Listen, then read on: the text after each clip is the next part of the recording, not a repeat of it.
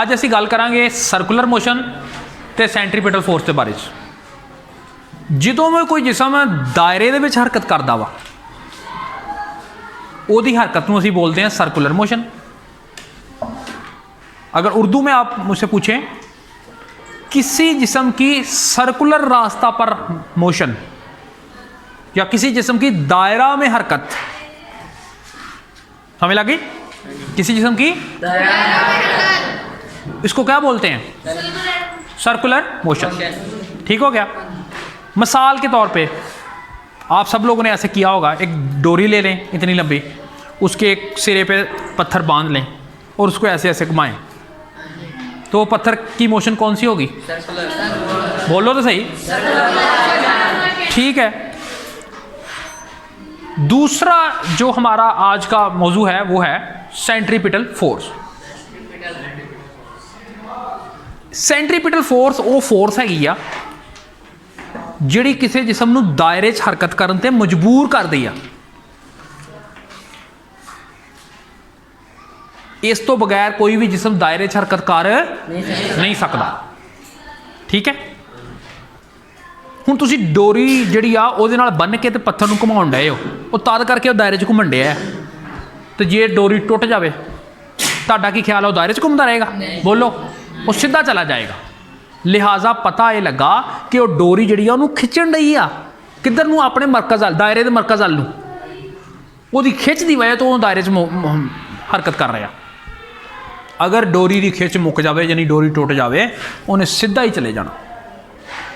इस तरह तुहानूं पता है कि चंद साडा जिहड़ा हैगा वो जमीन के गिरद गर्दिश करन डिआ, वो भी तो सर्कुलर मोशन है कि नहीं है?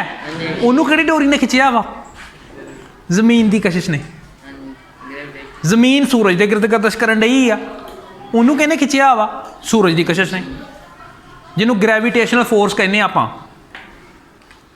तो दो तीन मिसालां हुण तुहानूं पता लग गईयां सर्कुलर मोशन दीयां।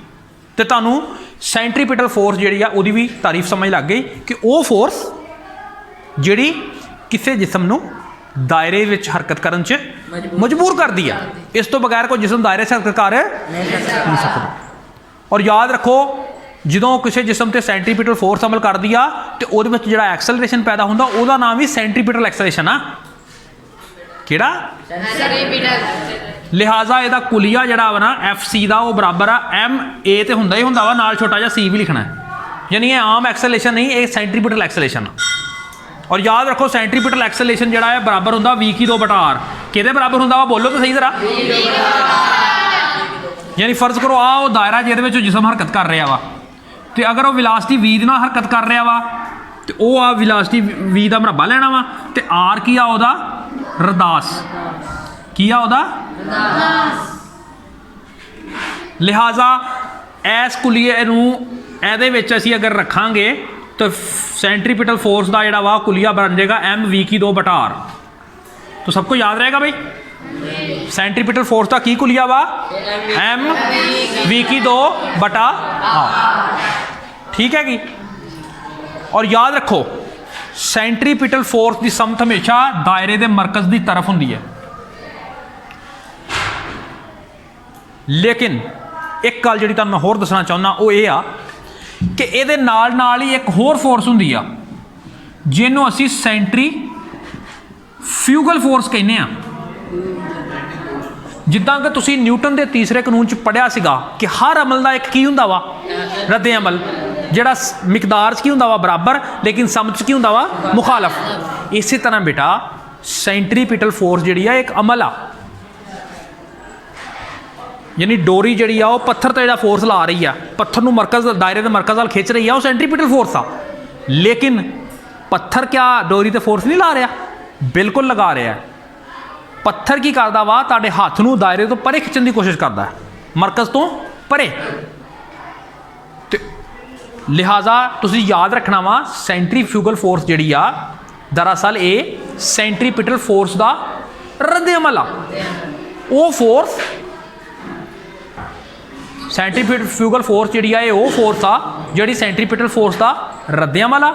और यदी समत हुंदी आ दायरे के मरकज तो परां, दायरे के मरकज तो कुलिया यदा भी वही आ क्योंकि ये बराबर ही आ।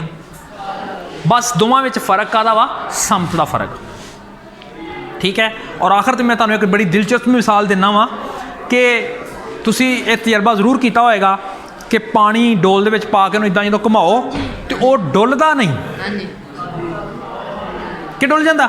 ये करके देखो तजर्बा, डुलदा जिन्ना चिर वह घूमता रहेगा। उसकी वजह उही आ, वजह हैगी आ सेंट्रीफ्यूगल फोर्स, यानी वो जो पानी वो हुंदा वा वो फोर्स लग रही होंगी है बाहर नूं दायरे के मरकज़ तो, लिहाजा वो दायरे वाला हरकत कर रहा नहीं और ना ही वो डुलदा वा। ठीक है। फिर अज का जोड़ा साडा मौजू सीगा उहदे विच असीं 3 चीज़ां सीखियां, सर्कुलर मोशन उहदियां असीं मिसालां भी देखियां, सेंट्रीपिटल फोर्स और सेंट्रीफ्यूगल फोर्स। रब रख।